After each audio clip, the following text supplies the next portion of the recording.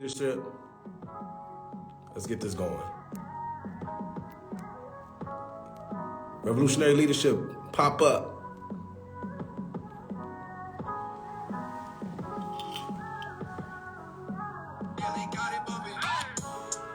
Yo,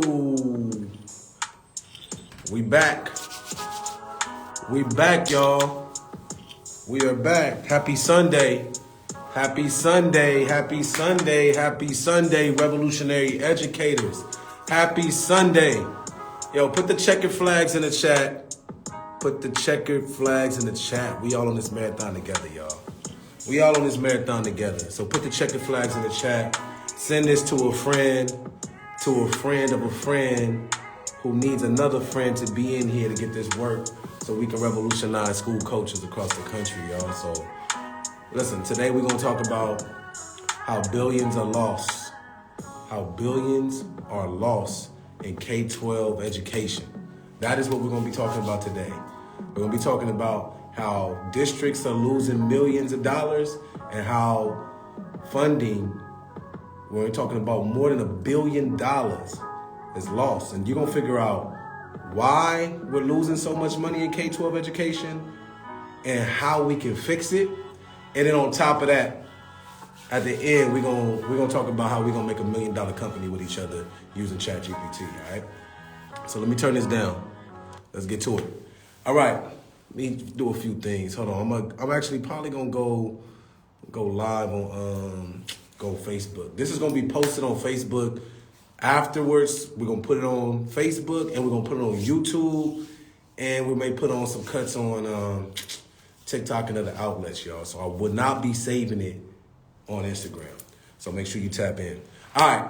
So today we're going to be talking about 3 major components on how we are losing so much money in K-12 education. I just posted not too long ago.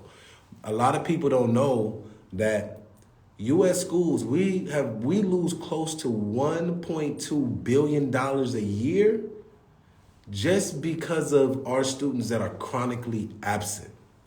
Chronic absenteeism is like it's the second pandemic when it's coming to K-12 education. Schools that I work with across the country, are struggling with re-engaging kids back into the school. There's a study that shows schools are spending close to $1,500 per student just to help with re-engaging them back into school. What is that? If you're a future leader and aspirational leader, what does that mean for you? That means that first thing is being a leader, we must understand 2 things: where we spend our time, where we spend our money. So if we're spending close to $1,500 per student to address attendance, to address re-engagement, that hopefully now lands them with the instructional time to get the education so they can perform, so they can be a great citizen into our society and find their dreams.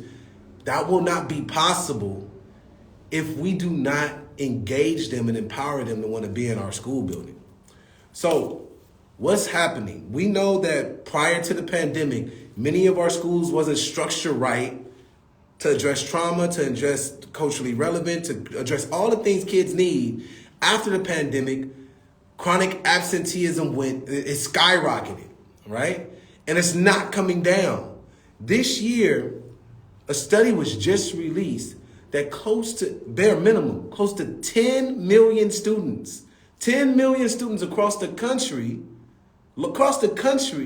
has been chronically absent from school. And chronically absent is defined as missing at least 10% of school.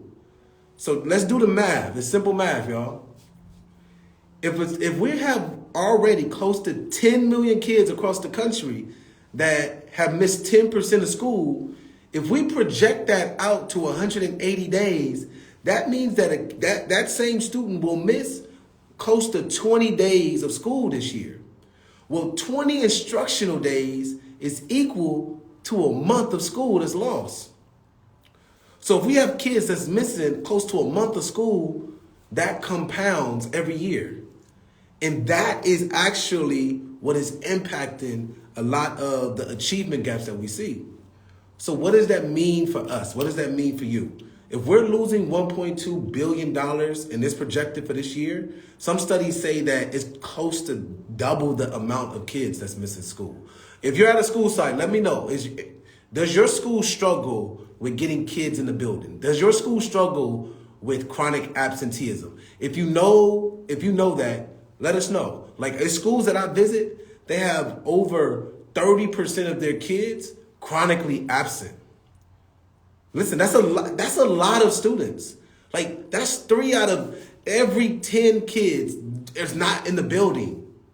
So that's a problem, right? So if we're saying that 30% of our kids are not coming to school, or they're missing a month of school, I want everybody to think about that. If you miss a month of work, will you be effective? Will your employer want to work with you? You miss a month of school, right? The high schools I serve have an issue with chronic. It's a real deep problem. And this is what I really want us to come together to really ask ourselves. What's the solution? Like, what is deeply the solution? Because let's break down this foundationally with math. I taught math, so I always go back to mathematics, right? So if we think about this, we have close to 10 million kids. Some project that it's close to 20 million kids that are going to miss close to a month of school, whether it be to sickness, whether it be to they just don't want to go to school, whether it be for poverty, whether it be for going to work, whether it be from quarantine, whether it be from all these other factors. We're going to have close to 20 million kids chronically absent. If you've ever been a leader at a school, if you have a demographic of students that are tier 3, which means that they're chronically absent, there's also another tier that you want to prevent for them becoming chronically absent. So if it's close to 20 million kids that's going to be chronically absent, there's probably another 5 million kids that are on the cusp of being chronically absent, meaning that yeah, they may not miss 25 days or 20 days, but they're missing 15, they're missing 16, they're missing 18. Now, let's think about this. How many of those students are low income, foster care, African American, English language learners, Title I schools? A big portion of the attendance and the chronic absenteeism is coming from underserved and under-resourced communities. So I want to ask you, if we want, yes, we're going to do our work in our classroom, but if we want to have revolutionary leadership, one of the first things we have to ensure is that we have an environment in which kids want to be at, kids want to be in, kids want to come to school in the first place. But how do you get them in the building? This is me on a macro level, and this is why I'm speaking to you today. Obviously, chronic absenteeism is $1 billion problem. It's $1 billion problem. I will provide the research if IG allow me, but $1.2 billion lost. 20 million, close to 20 million is projected to miss close to 18 days of school. And a lot of times our solution is limited to what we have been taught, of what history has taught us what to do. We will go to the hallmarks. Well, we gotta build relationships, and we gotta, and a lot of times people just stop right there. Let's just build relationships, right? Yes, we need to build relationships, but obviously the style and the implementation of on a macro level in which we're building relationships, that's just not enough. Sometimes building relationships is just not enough. It's not enough I'm sorry, a relationship is not going to help me eat tonight. In apples for apples. Yes, a relationship, somebody can go and get you some food, but a lot of times our kids are looking, and parents, that relationship is not going to help me eat tonight. That relationship ain't going to help me get to the bus and not miss the bus, right? Or you know what, in this area, I got to travel 5 miles to get to school. Or you know what, that relationship is not going to be there tomorrow morning when I got to brush my little sister's teeth, help my little brother get ready, and it's only one bathroom and we all got to share. And by the time I get them to their school, I'm tired, right? Like if we start peeling back some of the primary data, the metrics, right, we start seeing some trends, right? We start seeing some environmental impacts, some financial trauma, right? And we also see other factors of lack of relevance in school, lack of a sense of belonging in school, lack of all these different interests or levers that I will call them for us to pull so kids can be re-engaged. So what happens when you're at a school and you're a teacher in a classroom, but you have a class of 25 and you have 5 or 7 of your kids, right, missing school 2 days a week. And you're expected to have all those students at a certain level at certain times of the year, right? It becomes a challenge, right? More community engagement and leaning on community stakeholders. All right. I like to also ask scholars this one simple question. What would make you show up every day even if you didn't have to? Ooh, I like that question. Ooh, I like, and if Polar, I'm gonna say, listen, my sis, man. I remember you when you was at Get Your Teach On. My sis, P, listen, you own something there, right? How will you want to show up every day even if you didn't have to? Like that's a mantra, like do what you have to do so you can do what you want to do. And I wonder, what will kids say? Right? Collect that data. What will kids say? What will make you show up even if you didn't have to? Now let me ask you this. Again, for me, if you've been following my page, you've been following what I'm about. My theory of change is, how do we really bring a sense of relevance and a sense of belonging to the kids' lives every single day? When I was a principal, we had a 96% daily attendance rate at my school. 96%. We had less than an 8% chronic absenteeism rate. Like at the peak, before COVID, at the peak, we were at like 7% chronic absenteeism, 96. Like we were rocking, right? And some of the major things that happened after the pandemic was, especially at high school levels, was survival. Survival. If you start seeing, like, even in elementary, right, in primary, it's survival. You have parents trying to survive. And then when they get older, those kids are trying to survive. And there's some survival. And then the next level is there's a lack of interest, right?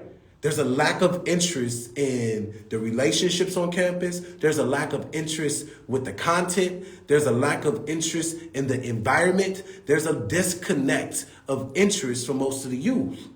So if you're a leader, are you considering starting and owning your own school? All right, so I'm gonna answer that and I'm gonna get back to it. So I've been getting several DMs about just my previous school that I founded, University Pathways Public Service Academy. Just so people know, I was a founder of a public district school in the second largest district in the nation. It was a district school, right? I was a founder. It was my IP, but I didn't own the school, all right? Like I didn't get funded from private equity. I didn't get funded for philanthropy. I was funded through LAUSD and an organization that was called Great Public Schools Now. And these two entities came together and funded the school and selected myself and my IP to operate the school, manage the school, scale the school under the entity of LAUSD. So the question actually, for me to own my own school, that's what we're working on, right? So what we're doing, for those who follow me, we're starting an early childhood center. We're starting an early childhood center in Compton. This is totally independent. This is totally, our vision is to create a pre-K to 12 school that is a tuition-free private school, which means that we are privately funded and we have the autonomy to do our own curriculum and have a lot more autonomy to service the kids that we need. So by March, our goal with some of our partners is to have our early childhood center start. And we're going to have kids from as low as 18 weeks to the age of 5. And we're going to use and leverage some technology to increase their early childhood literacy through artificial and AI, artificial intelligence. We're going to be using a lot of just different resources that I love in regards of knowing where it's at high school to try to get those kids to the next level. I'm not the principal. I just want everybody to understand I'm Principal Rahh I'm like the people's principal. I am no longer, my calling is no longer to be in the seat as a principal. I've done that. I've done it at the highest level. But for me, it's about how can we revolutionize a system? And you hear me tweet and talk about this all the time. How can we develop a new system to make the old system obsolete? And I personally feel for that to happen, we need the results and we need the receipts of a new system. My previous school, was a system that was it was proof, a concept to say that this is the limits or this is the max that I felt that I could do within that system. And I still see flaws in that system. And when I speak of that system, I'm speaking in regards of K-12 in its totality on a macro across the country, right? Some of the things that I would like to see change is the autonomy that public schools have, but ultimately is the way educational wealth is maneuvered in school. Let me explain why this is important and why Compton Legacy will be important. What we're doing with Early Childhood Academy with the Compton Legacy is not only will we be bringing artificial intelligence, but we'll be bringing technology, yes, yoga, yes, meditation, digital entrepreneurship for the youth, but we will also be bringing them to fund their future as young as 18 weeks. We're going to be having all of those students with a secure wallet in which they can earn money for every metric that they meet for modules and passions that they find. So imagine a kid from 18 weeks starting the school, starting daycare, and have their 529 plan based off of things that they learn and explore throughout 13 years, 14 years, 15 years of going through their matriculation through school, right? So if you think of a child that is even earning $200 a year for progressing through their academic journey, by the time they graduate from high school, you're talking about a $2,000, $3,000, $4,000 type of grant that, yes, some of you guys are like, well, $3,000 is not going to do anything. Well, find yourself having no money and having an opportunity where $3,000 can actually change your life. You know what I'm saying? And if you're an entrepreneur, you know collaboration. You know, if we have 20 kids and 5 of them are really good friends, if all 5 of them have $3,000, that's a firm. That's $15,000 that could be used to go and get real estate, to go and get and start a business, to go and get a multifamily unit, to go and do some things in which they can thrive together and collectively. So our theory is what we're doing with the Compton Legacy for those who want to join this journey is to say, what happens if students can literally fund their future through the progression of learning what they love and getting better at it? So my theory, so that's why we're doing the Compton Legacy, kind of went off. So billions lost in K-12 education. Chronic absenteeism is the silent pandemic that's happening in schools across the country. School leaders are scratching their heads all across the country to say, well, the kids in the building only can focus on the kids in the building. Parents are not bringing them. They bring them when they want. They bringing them halfway during the day. And when they bring them, they're still not fully engaged. And yet many did not there's local funding formulas for many schools that not every district does something that's called ADA, right?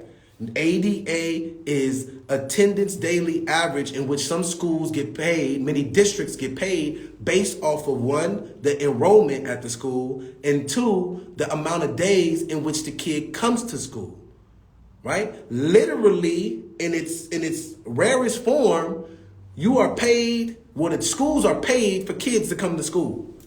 So if kids don't come to school, the school don't get paid. Simple as that. So when kids don't come to school, that's why you see LeBron James calling his kids at his school. If y'all seen it, go look up LeBron James solves truancy problem. LeBron James at his school, I promise, in Akron, was suffering through a chronic absenteeism problem. So they came up with the plan. Well, kids will maybe want to come to school if they get a call from LeBron James.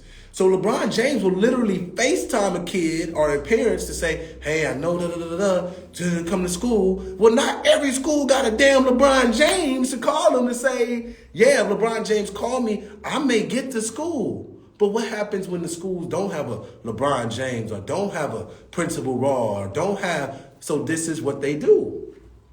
They say, okay, let's use $100,000 and pay for an attendance coordinator. This attendance coordinator is going to track all the attendance and come up with ideas so we can monitor our attendance. So literally we spend $100,000 to try to get an attendance. And this, if you're an attendance person or you got somebody that's a friend that's in attendance, this is not a dig on them. This is just a problem that I am just addressing, saying we spent $100,000 for a person and then the problem still exists. And it's not against that person. It's just that this is a monumental problem that a person just can't fix, right? Like what we're seeing, and the data is clear. You can have an attendance cloud. They will make change, but they're not making revolutionary change. And what I mean by revolutionary change is sustainability, a system in which that is automating something that shows consistent growth, right? That we have a predictor to say this is where we could be at. Instead, we have a predictor showing that our chronic absenteeism problem is getting so crazy that they're closing schools and they're creating micro schools. Right? And these micro schools are starting to get funding from the federal government, starting to get more funding and more resources, starting to have more flexibility. So what does this mean for you if you are in K-12 education and if you're being an aspiring leader? You can't look at your current leader and always get what they're doing, because by the time you reach leadership, the game has changed. Newsflash, ladies and gentlemen, the game has changed.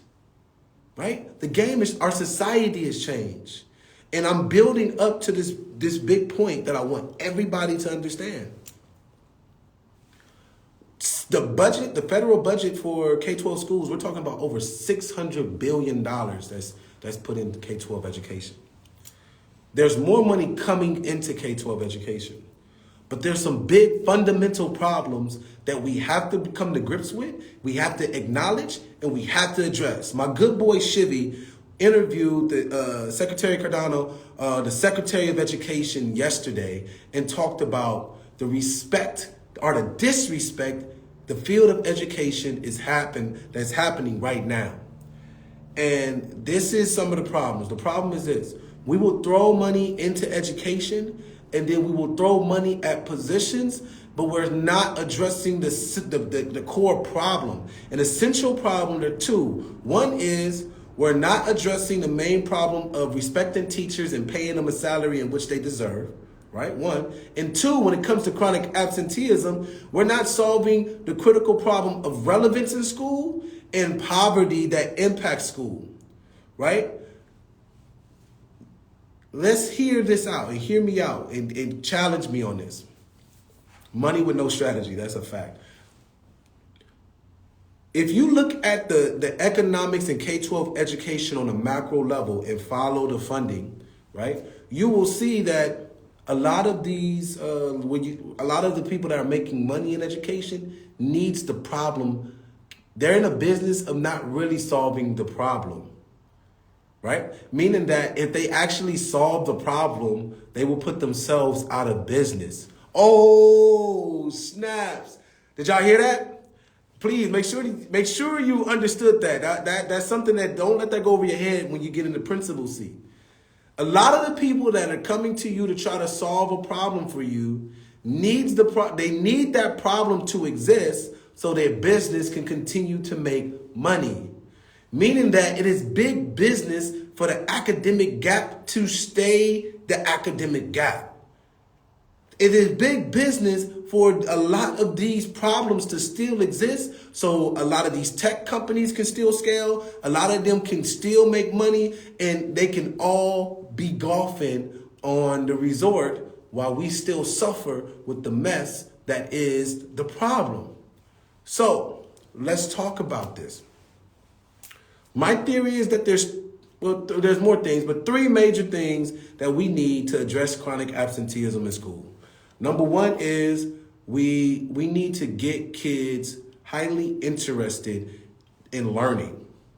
They need to be highly interested in whatever they're learning as the core.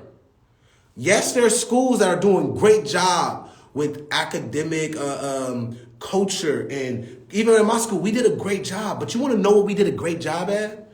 We did a great job in many ways of playing Houdini with our relationships. And what I mean by Houdini is we know we are selling, in many cases, not a great product. Many of the revolutionary teachers in your building, they are great at making something out of nothing. And what makes them a great educator is that they are giving sometimes not the best product to our kids. And what do I mean by that?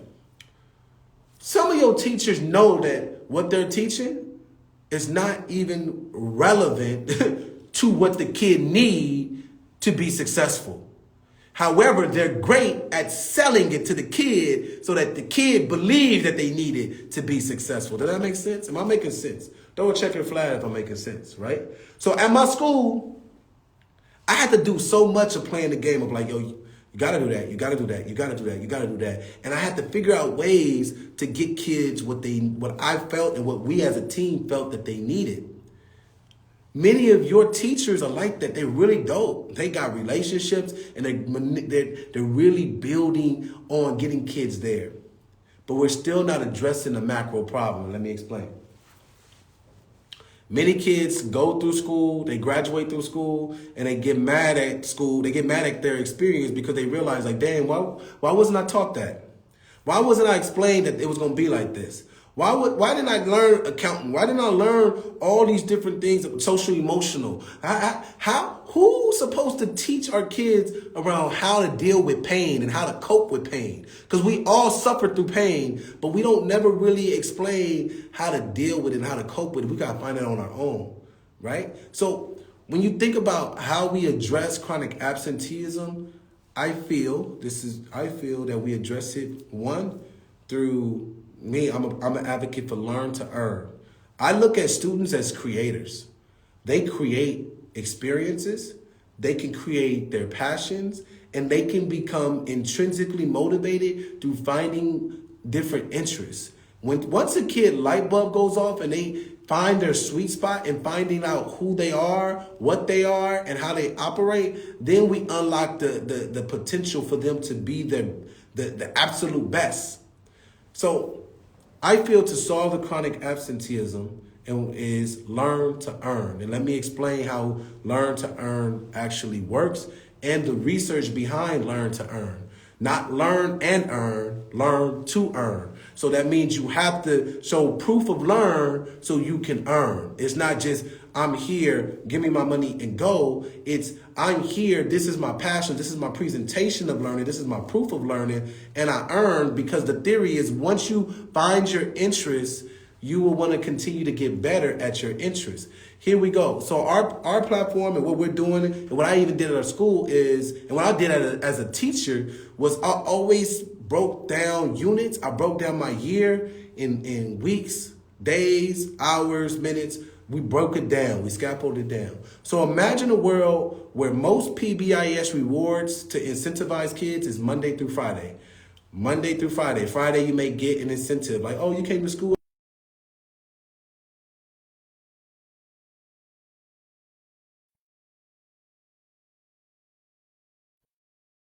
able to save for their future or learn about more of what they like. So give you an example of what we're doing with some kids.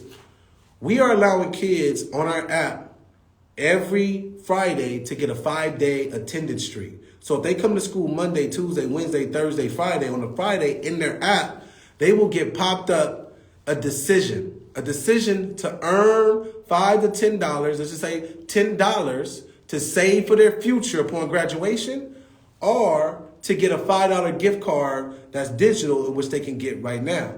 So once they pop up Friday, they came to school every day, they get a decision. Boom, I'm gonna save $10 for your future, and then you can actually start that same quest or improve your streak the next week. What does this do? This is actually in micro doses letting kids know I have an autonomy, I have a decision, right? Incentive structures work when the client or the consumer has what they feel control and autonomy over what they're being incentivized on. Let me explain why most incentive structures don't work in public education. It's because we incentivize compliance, right? We incentivize for you to be quiet, sit down, listen to your teacher, even though if your teacher is whack, right? You got to sit down and listen to it. We want kids to be incentivized on their exploration. We want kids to be incentivized on their passion. We want kids to be incentivized on their purpose. We want kids to try to find that. And then once they find that, they will show up more. And then that will start to improve your school attendance. And it's all automated, right? And that's what's happening right now, right? What's happening right now is that you're having people do a whole bunch of home visits, right? And when you're going to the home visit for the kid that's not coming to school, you're trying to ask them all these questions. Why aren't you in school? I don't really like that school, man. It's like, the teachers don't mess with me. Right, you hearing all that. Or, you know what? I got to go help my mom. I got to help my aunt. Like, I'm working at the store and I'm just tired. Like, I'm working in construction, miss. Like, I'm trying to do this. Or, the parents are saying like, yo, I'm tired. I'm sorry. I couldn't take them today. Right? Imagine a parent now saying, I'm not going to take my kid, and they missing out on $10 for their future, $20, $25. And that's compounding. Are y'all following me? That's compounding. So over a week, over a month, over 2 months. Remember, there's 180 days in the school year. So once that starts to happen, they start to get re-engaged with choices. Like, dang, I'm making a choice every day. I'm making a choice every week, right? And actually, I can work towards something now, or I can work towards my future, or I could do both. Once kids start to have that theory, they start to program their mind off a choice daily. Like, dang, I can make money every day. They start to understand economy naturally. Then once that happens, we start to say, hey, what if we incentivize you to go learn more about math? And maybe you can be into mathematical engineer. Maybe you can be an engineer. Maybe you can be an architect. Go learn about it. And you'll also earn once you show proof that you learn. Matter of fact, you into art? Why don't you go and learn more about how you can become a better artist? And you can start to... So now what happens, they start to realize like, yo, if I show up, I start getting value. 2, I can start doing more on the app, and I can start doing more with my teachers, and then I can start showing up and start pouring more value into myself. And what does that mean? That means that schools save money because now you're spending less time doing home visits, and you have a direct communication that's directly connected to a value in which the kid has. You don't no longer have to ask, well, what can we do to try to make school interested for you? Oh man, I'm really into music. I need more music. Well, we don't got a studio. But guess what? We have supplemental materials in which you could earn if you go and learn, right? And that's the game changer, right? That's the way that we can sit here and say, there's so many lessons within that experience. So many lessons within that experience. So our solution right now for us and what we're doing with K-12 crypto and what our team, and the reason why I'm here is our team, and as the founder, we're attacking the chronic absenteeism problem in U.S. schools, point blank, period. That's what we're attacking. We're helping schools across the country try to develop structures and systems to not only address chronic absenteeism, but to also be able to have kids fund their future. And the money comes from three different areas. One is with our partners. We have partners that are coming across the country that are actually sponsoring kids to be able to learn and earn. Two, we also have grants that are providing us with liquidity for kids to be incentivized and structured with wallet generation and the opportunity to have gift cards versus saving for the future. And number three, we're working with schools to develop partnerships to have funds in regards of teaching them about what it is like for compounding money to be put in a kid's account and is released to them upon graduation. So now the conversation is different with kids and parents. Literally, your time is money. Your face means something. There is a value to you, right? So that's what we're building. That's what we plan to attack in this first, is be able to have kids say, dang, if we're losing $1 billion, but we're putting, as a country, we're putting $600 billion into schools, how can we reverse engineer that to get it to kids and families and most of the youth, who we have 48 million kids in education, they deserve a piece of that pie. Listen, y'all, they deserve a piece of that pie. Have y'all seen some of these? Let me ask y'all, how many of y'all use or heard of Class Dojo? Class Dojo is $1 billion company. How did Class Dojo become $1 billion company? On the backs of youth, on the backs of families. So why isn't it that families aren't getting a piece of that? Right? It's the same thing with Instagram, right? Instagram lets you monetize because they became $1 billion company on the backs of creators like myself and others that have created platforms and an audience for them to be staying on the app, and they make billions of dollars, and people started to rebel to say, this is not right. Why? How am I making you billions and I don't get a piece of the pie? So that's why you see people monetizing the app. That's why you see Instagram saying use Reels, because we make money off of advertisement. We make money off of all these different products because we have an audience. Once creators realize that they are a creator, they are powerful, that is the point. So Class Dojo really has generated millions of people to get on their app, and they have made billions of dollars. However, the kids are still suffering through poverty. There's over 15 million kids suffering through poverty right now in our country, right? And let's be honest, if you go and peel back, you don't have to take a rocket science, you peel back the layers of the chronic absenteeism, it's not going to be by shock where the heavy demographic will be Black, brown, EL, foster care, students with exceptional needs. You can go, if you've been in this game, you know what is happening. So let's address it, right? Let's address it with a right system that can develop it. So that's what we're doing, y'all. So anybody want to tap in, you can tap in. So this next segment, because I'm not gonna take too much more time, y'all. I told myself, if you here, you about to get $1 million play, and I'm gonna put it up for grabs for anybody, y'all. So we're gonna shift gears and we're gonna build. Y'all know I'm the people's principal, so we about to build $1 million company. If you ain't here, we about to build $1 million company. It could be a company that changed your life. I don't know who is gonna take it and run with it, but this is what I need.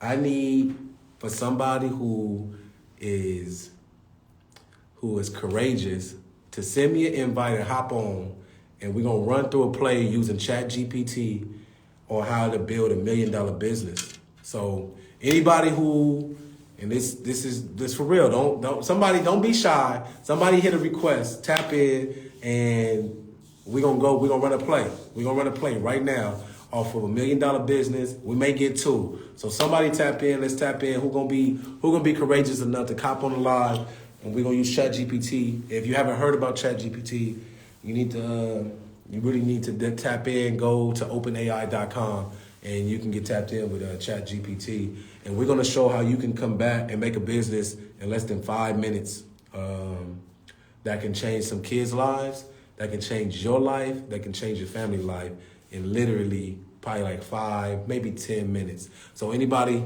wanna hop on, or I'm just gonna run through it myself. You know what I'm saying? We only got 9 folks on here, so it's all good. Let's see who's here that who we can have. Come on, real quick. Who we got coming on? All right,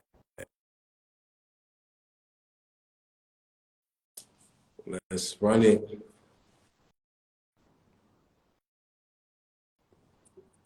All right. There go my sis. What's up, sis? Peace, big bro. I got my camera off because I'm multitasking. I'm cooking for the babies. What's up, though? How you? Hey, it's all good. It's all good. You all good over there? I'm outstanding. Thank you for asking. Yeah, so let the people know who you are, what you do, your mission, and all that good stuff. Go ahead. Indeed, greetings and salutations. My name is Trinice, lyrically known as Polaris. I am an MC who just wants to make the education system better for our babies. I currently work as an education coordinator with the Upward Bound program Okay. because I graduated from college because of Upward Bound. And so I wanted to make sure that I lead the charge with other students who get to be the first generation graduates from their families. No doubt. No, that's dope. That's dope. All right, so listen, you ready to build $1 million educational business real quick? Born ready. Let's do it. All right, cool. So for those who don't know, let me take this real quick. I'm gonna do this real quick. So for those who don't know, if you're hopping on, this is what we got right here. We got Chat GPT. You can run through this, and I'm gonna show you how you could just start $1 million business using Chat GPT. So, all right, sis, let me ask you this. What's the problem and we're gonna, by the way, we're gonna use tech. It gotta be Okay. connected to tech to build this business, all right? So what's the problem? It could be any problem. What's the problem that you would love to see addressed in education? One-to-one technology. All right, cool. So we're gonna say provide 5 ideas how we can monetize providing one-on-one tech for K-12 students. Cool.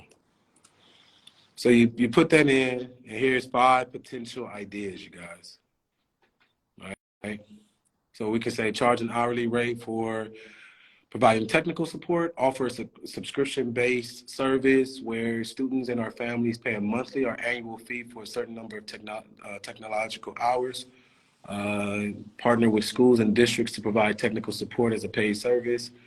Offer a la carte service such as one support. So let's check this out. I'm just gonna say this. Just off of me, I'm gonna go with number 2. We're gonna offer a subscription-based service for families that will get them technology one-on-one in the school. So we could say, provide me 5 business app ideas from number 2 to get kids one-to-one in schools. I'm even putting it all together, put it like that, boom. All right, so now from here, we're gonna come up with a name for our company, all right? Mm-hmm.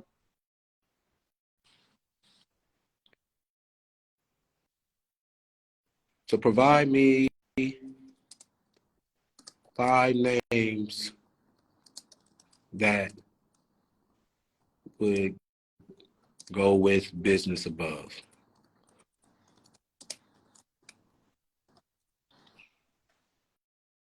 And I want you to let me know which name you like the best, and we can adjust. But just for example But purposes, we got what's there? I like number 3. number 3, Brainstorm Academy. All right, cool. So now from above, create a mission statement.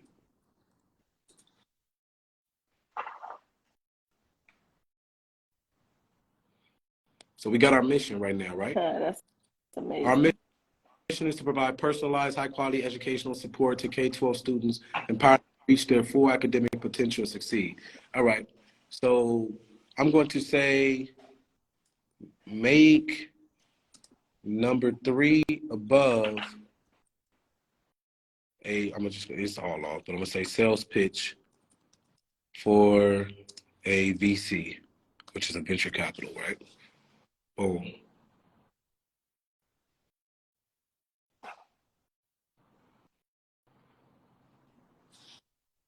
And you said Brainstorm Academy, right? Yes, sir. All right, cool. So I'm gonna say revise above, because we want to make sure revise above for boom. Brainstorm Academy is a cutting-edge educational platform that provides personalized one-on-one support to K-12 students. You got that? Yeah.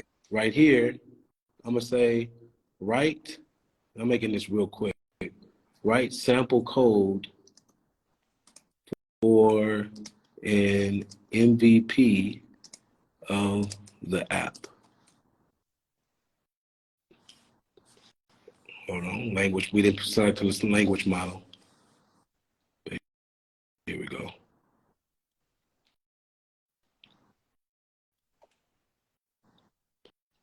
So at minimum, they're giving you the MVP, which is a minimal viable product for your app. And you can then say, hey, I want to create, using Python, or if you know the language model, it will actually give you the sample code for your MVP, right? That's So fine. you can ask, from above, make a pitch deck, and then boom, there you go. So it gives you everything you need for your PowerPoint for your That's business. amazing. And you have to validate it. You have to go through and, play around with it. For sure. But what I'm charging everyone to do is for things that you need, you can make a life a lot easier when you start looking at different products and services that technology can solve while you're not stressing as much as you used to, right? Of course, we went on live and talked about how it can be used for lessons, how it can be used for differentiated instruction, how it can be used for creating positive behavior and personalized learning experiences. There's many different ways that it can be used. So for that, you can then go and say create a revenue model with specifics, and I'm gonna end it there.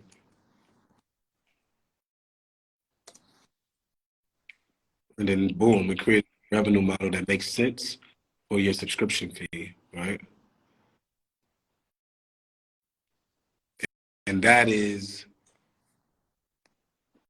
something that is going to be game changing for many, many people. They are using this technology and you're going to see it everywhere. So everybody needs to understand and get used to that a lot of things will be automated through collective intelligence of different No, that tools. makes sense. And That makes sense.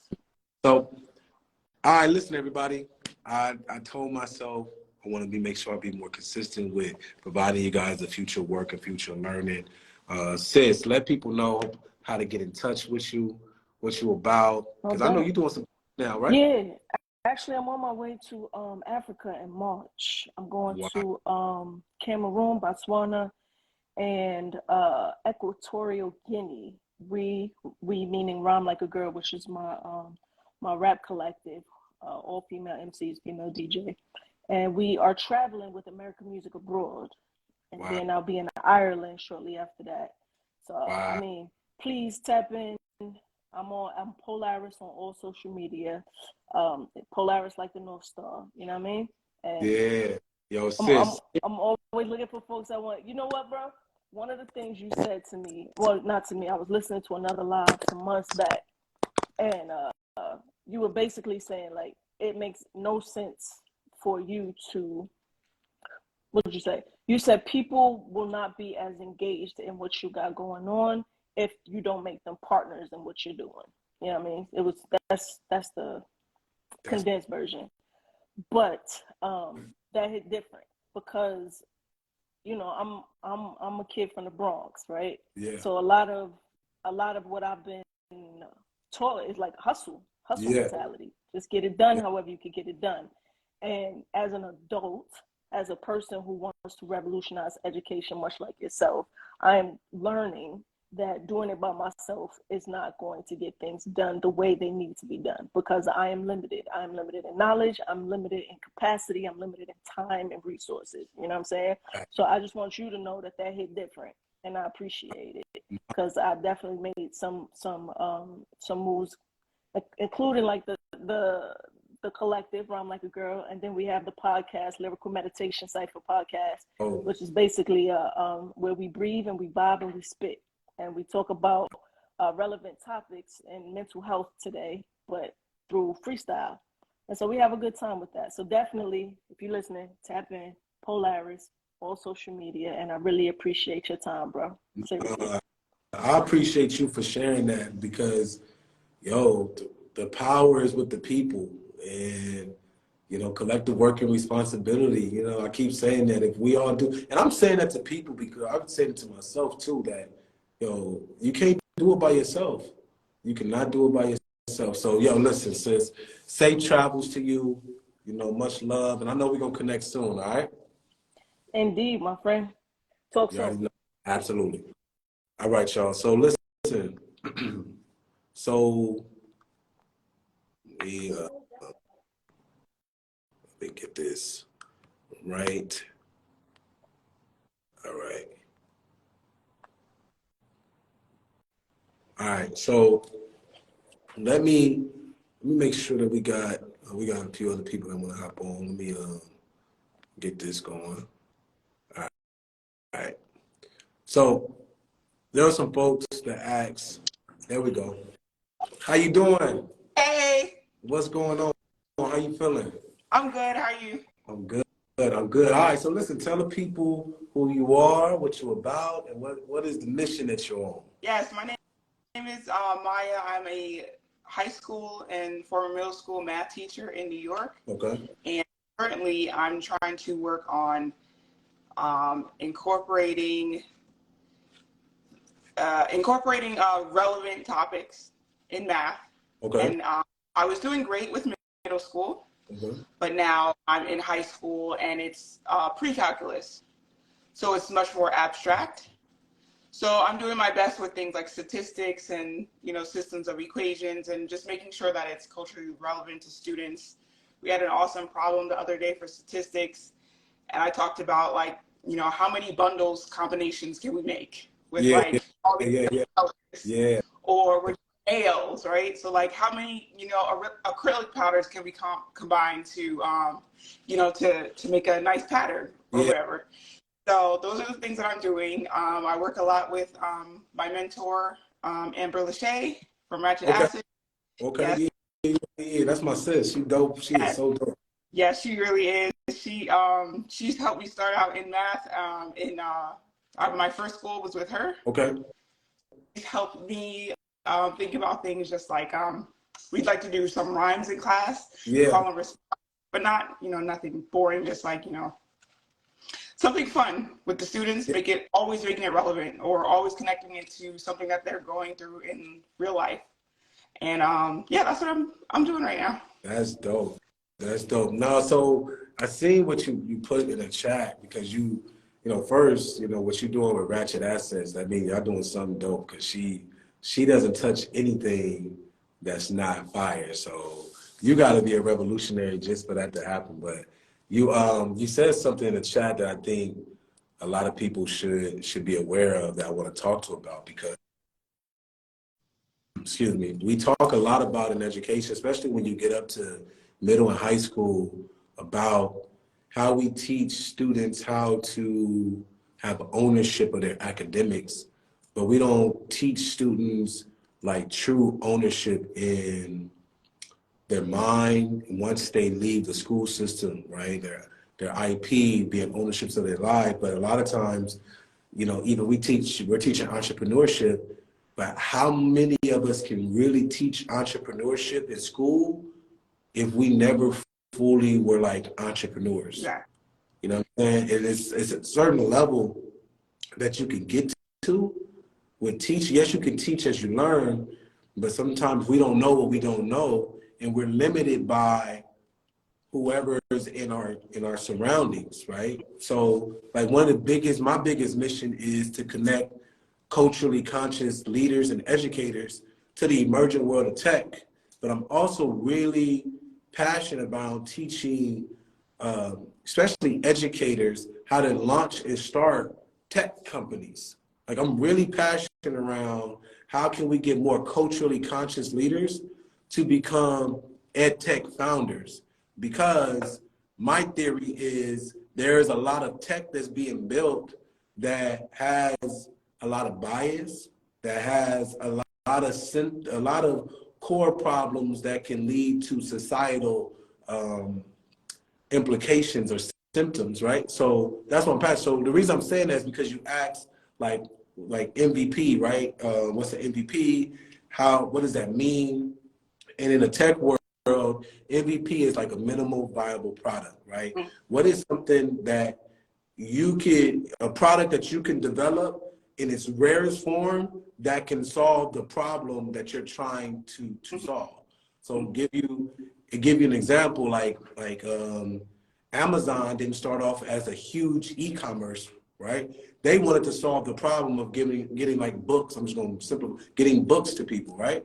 So it was just like, yo, can we build a site in which all these books out of the library, you don't need to go to a library no more. You can go here digitally, buy your books here, and it can be mailed to you, right? Like, boom, cool. That was its simple form, and then it grew to, well, if you can do that, we can do this with everything. Then it grew to, hey, if we got distribution, right, we can Amazon Prime. Then we can do what? We can develop our own products. Then we can get into street, like, so then it grows, right? So when we're a startup founder, we want to build something that is very lean when it comes to, I don't need a lot of money. I just want to conceptualize an idea to see if it can work with as least money as possible. And once it's validated, then you can get more money to actually build it the way it needs to be built. I'll give you an example. There's like 3 questions, anybody, if you're listening, that you want to ask yourself. You want to ask yourself, what's the problem that you're solving? Will people pay you to solve that problem? And do you actually solve the problem? So like people who follow me, our problem is we're solving chronic absenteeism. Our product is learn to earn meta attendance. We will pay kids to come to school or have financial incentives for kids to come to school. Third, we show data to show that it actually worked. Now we have enough information to go and say, we need $2 million, $3 million, $500,000, $250,000 for 5% equity, 10% equity to now go and scale the business. And I'm simplifying it, but that's the whole purpose of an MVP. Okay. You know what I'm saying? Thank you. But before that though, I think you had another question. Did you have another question on there? Yeah, Oh, I can't pull it up now on my end. Let me see it. You said, how do I incorporate this in a school who struggle with attendance? What made you ask that question? I'm in a new school this year, and I've never experienced such low attendance. And I'm teaching a first period class with, of course, seniors who have gotten to fly by, their high school career because of COVID. Yeah. So they think that, it's their last year. They've gotten waivers in New York City. They gave waivers for the regents and stuff. So, I'm trying my best, but I'm just trying to think like, I can't be the only one because it's a school-wide problem. It's not just a my class problem. Yeah. So I was, I think I saw some of your posts during the Teach Jam, and I was thinking of like, well, how can I incorporate some kind of ed tech? I've been, learning as best as I can, but as a teacher, as a parent, it's like we're always being pulled multiple ways. And I was thinking of an idea of just having some way of incentivizing like each unit. Like you said, we break things down like bit by bit. So like each lesson or each unit and like kind of tokenize it. So I want to start Like we have a final coming up in 2 weeks. So I want to start with something simple I've already tried out, which was a POAP. Yep. And like give the students a POAP at the end to say like, okay, I just made it through, my first semester of pre-calculus and algebra. Yep. So what you just said, for those who don't know, listen, a POAP is a proof of attendance, right? So proof of attendance is it's on the side chain. We're talking about like blockchain. So we know most people come to school and you do your attendance on like a learning management system. Like are you in a DOE? Yeah. Yeah. So in the DOE, y'all probably have a portal and you go to your class roster, you pick the attendance, and that's the proof of attendance, right? And the system counts it, and then they take that data and they send it to the district, and the district reports that to the state, federal, and that's how funding happens. Now, what you're saying is what you're doing is what I did when I was a principal probably 2 years ago, right? Okay. And we did a POAP, right? Similar. So this is why Ratchet Assets is rocking with you, because you got that mind. So you create a POAP, and you could get all your students access to a QR code to get the POAP. And then you also can go to a website called Mirror, right? It's mirror.io. Mirror.io is a website in which you can create, similar to like a donors choose, but it's all crypto with Ethereum and different things like that. So what we did was we created a fund, and people put money in the fund. Like we had donations, parents, like it's like a booster for your classroom, and it's decentralized so everybody can see where the money goes, right?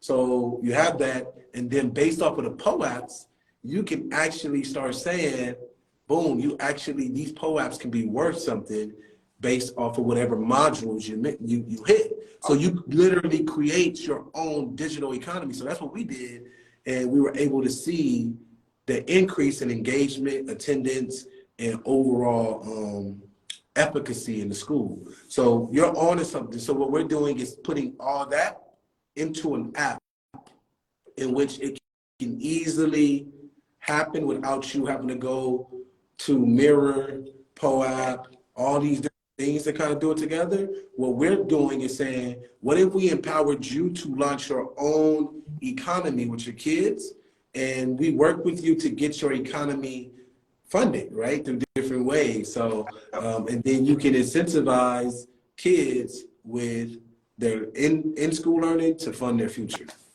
That's dope. Yeah, but we're starting with, going back, our MVP, which our MVP is something that is just a tool for you to be able to get kids in their seat first, and then take it from the next level.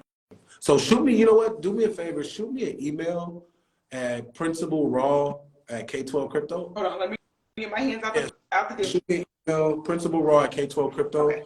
And I'll put you on our list for those who, we have a long list, I gotta be honest. We have a long list of people interested in launching K-12, our meta attendance app, but I'll put you on and we'll see what we can do. Maybe we can get you some to be one of the certified teachers that understands blockchain and onboarding parents and stuff like that with your classroom, where you guys can run it like a beta or something. That would be so dope. So Principal Rahh at K-12. Principal Rahh at K-12 Crypto. All right. So shoot me an email. Give us some time. And her name is Becca. She'll be in touch with you. Awesome. All right. All right. Good. It's good. What'd you say? I said, thank you for having me, like the kids say. Nah, you all good. You all good. Listen, are you back at work tomorrow? Yes. All right. Listen, get your rest and listen, stay revolutionary for those young babies. All right. Thank you. All right now. All right. Have a good night. All right, y'all. So you heard it there. You heard it that,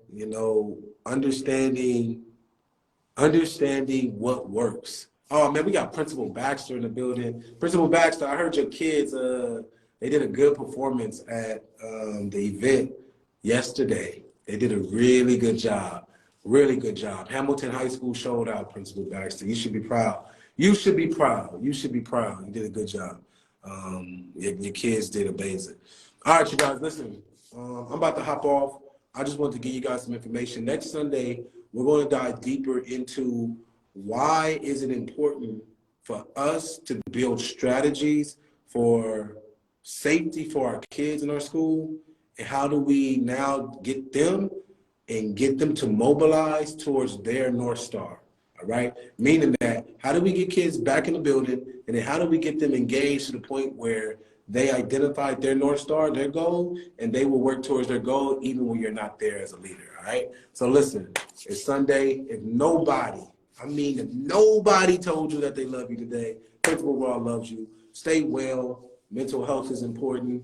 Mental wealth is important. Let's make sure we all stick together, love each other, learn off Village Energy, man. I see my boy Dennis in the building, Dr. McKeezy, man, OSG. Much love to everybody. OSG is if you're a leader, you tap in with OSG, off school grounds. It's something that I live by. It's the church for educators, all right? Much love, blessings, and let's make sure we stay revolutionary.